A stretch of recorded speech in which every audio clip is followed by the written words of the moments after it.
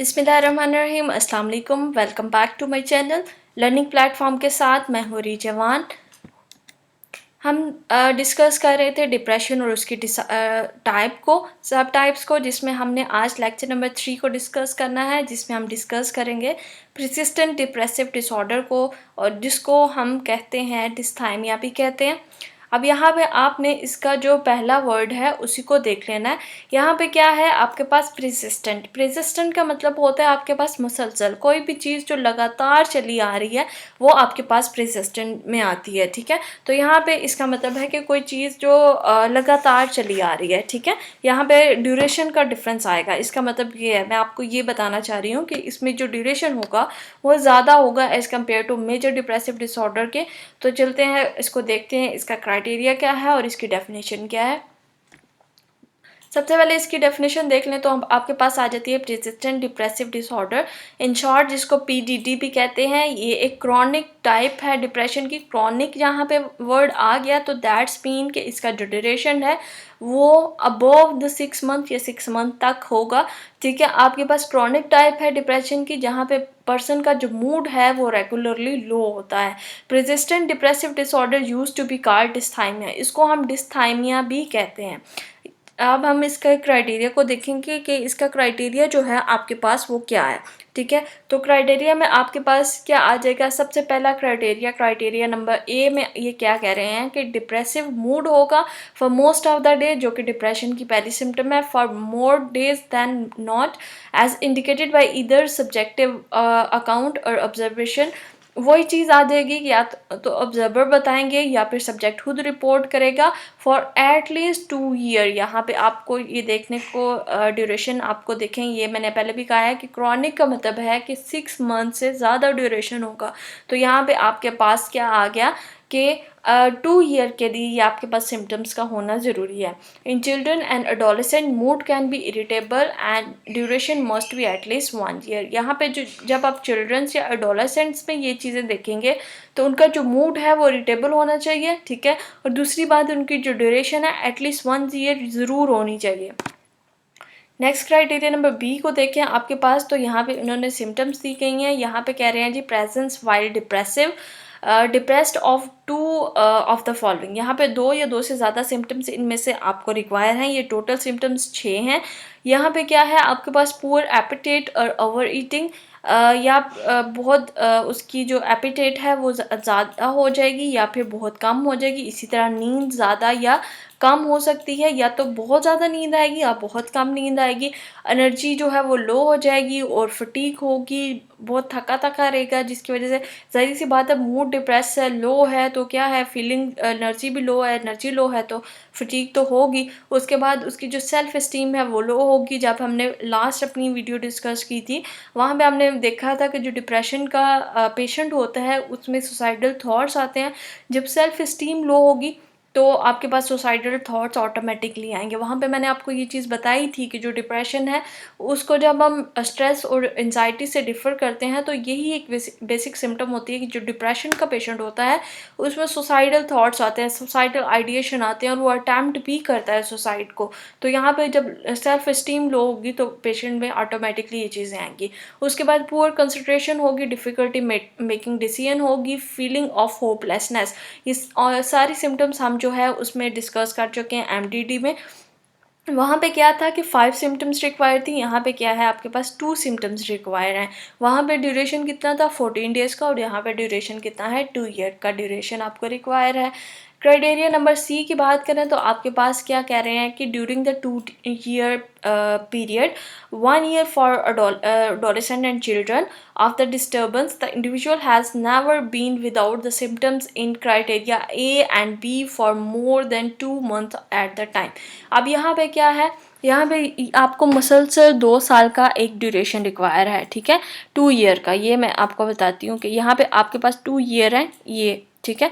यहाँ पे क्या कह रहे हैं कि आपके पास जो पेशेंट में सिम्टम्स आ रही हैं, यहाँ पे सिम्टम्स नहीं आ रही, यहाँ पे सिम्टम्स आ रही हैं, यहाँ पे सिम्टम्स फिर नहीं आ रही, फिर आ रही हैं, फिर नहीं आ रही जी, फिर आ रही हैं। ये करते करते करते 2 साल का आपके पास ड्यूरेशन रिक्वायर है, ठीक है। लेकिन जहाँ पे सिम्टम्स नहीं आ रही, यहाँ पे 2 मंथ्स नहीं होने चाहिए लगातार।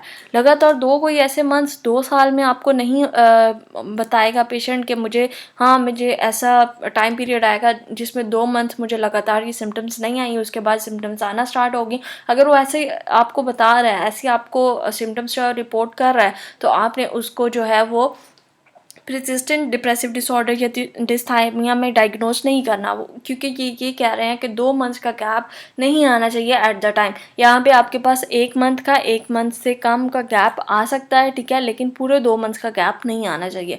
उसके बाद है criteria for a major depressive disorder may be continuously present for 2 year. आपके पास जो मेजर डिप्रेसिव डिसऑर्डर का क्राइटेरिया हमने ऑलरेडी डिस्कस किया था, वो कॉन्टीन्यूसली प्रेजेंट होना चाहिए 2 साल के लिए। यहाँ पे ये जब सिम्टम्स आ रही थी, तो यहाँ पे जो सिम्टम्स आएंगी वो MDD की ही सिम्टम्स आएगी।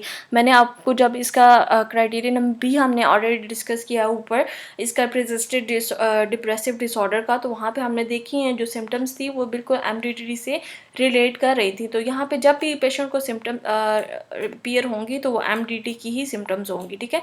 यहाँ पे MDD आएगा, फिर जो है डिस्टेंस आएगा, ठीक है, फिर आएगा डिस्टेंस आएगा। तो ये चीज़ आपने इसको कॉन्टीन्यूसली पेशेंट को 2 साल के लिए आनी चाहिए, लेकिन 2 मंथ का जो है वो कॉन्टीन्यूस गैप नहीं आना चाहिए इसके दौरान।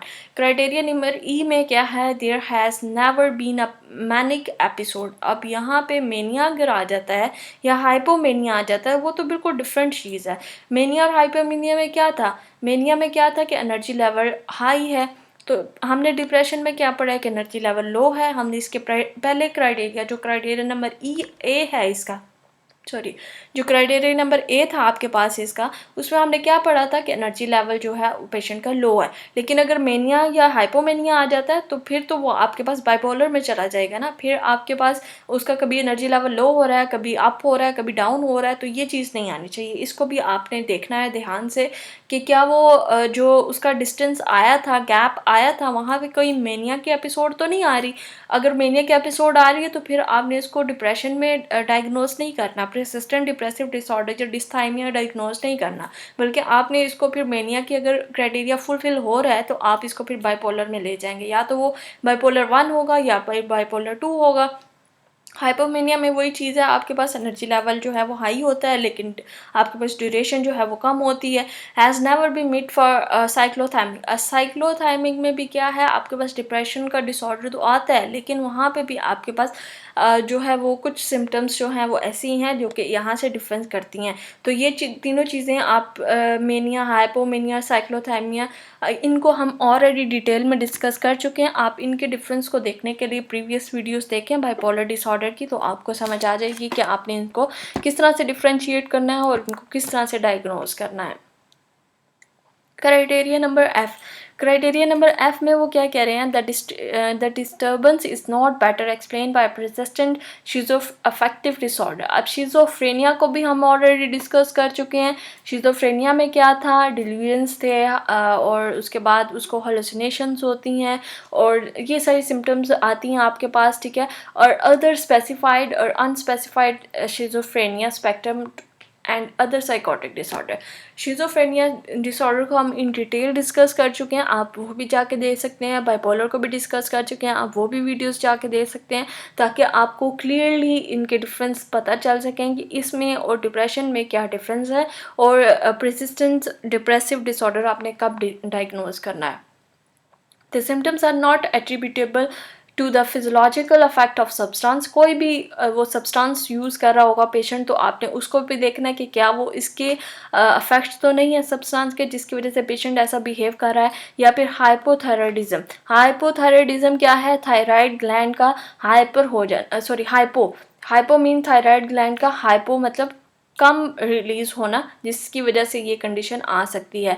उसकी वजह से मेडिकल कंडीशन आएगी और मेडिकल कंडीशन की वजह से पेशेंट के अंदर कुछ सिम्टम्स ऐसी मिलती-जुलती आ सकती हैं, तो इसको भी आपने ध्यान में रखना है। क्राइटेरिया नंबर एच, जो कि इसका लास्ट क्राइटेरिया है, that is the symptoms cause clinically significant distress. ये पहले भी हम डिस्कस कर चुके हैं कि जब मूड लो होगा, एनर्जी लेवल लो होगी, फटीग होगी, सैड होगा पेशेंट, तो क्या होगा कि पेशेंट के अंदर जितने भी उसके फंक्शनिंग एरिया थे, जैसे कि उसका सोशल सर्कल होगी, उसकी फैमिली होगी, उसके ऑक्यूपेशनल या फिर उसका जो भी फंक्शनिंग एरिया है, उसमें वो प्रॉपरली परफॉर्म नहीं कर पाएगा, जिसकी वजह से जो है उसमें इम्पेयरमेंट काज होगी। ठीक है, तो यहाँ पे आपने जो है ध्यान में रखना है कि मेजर डिप्रेसिव डिसऑर्डर को और इसको किस तरह से आपने डिफरेंशिएट करना है। ठीक है, और किस तरह से आपने इनके जो क्राइटेरियाज़ हैं वो किस तरह से डिफ़र कर रहे हैं। आपने हाइपोमेनिया, मेनिया, इन चीज़ों को भी मद्देनज़र रखना है, क्योंकि जब गैप आएगा तो वहाँ पे आपने इन चीज़ों को देखना है कि क्या वो हाइपोमेनिया या मेनिया के सिम्टम्स तो नहीं आ रहे, जिसकी वजह से पेशेंट ऐसा फ़ील कर रहा है। तो ये चीज़ें आपने जो है वो अपने मद्देनज़र रखनी है जब आप डायग्नोज कर रहे होंगे। ये थी हमारी आज की वीडियो, जिसमें हमने डिस्कस किया परसिस्टेंट डिप्रेसिव डिसऑर्डर, जिसको हम डिस्थाइमिया भी कहते हैं। अपनी नेक्स्ट वीडियो में इंशाल्लाह हम अपनी नेक्स्ट टाइप ऑफ डिप्रेशन को डिस्कस करेंगे। और वीडियो पसंद आई और आपको अगर हेल्पफुल रही होगी तो आप मेरे चैनल को लाइक कीजिएगा, सब्सक्राइब कीजिएगा और शेयर करना भी मत भूलिएगा। मिलते हैं अपनी नेक्स्ट वीडियो में, तब तक के लिए फ़ी अमानिल्लाह।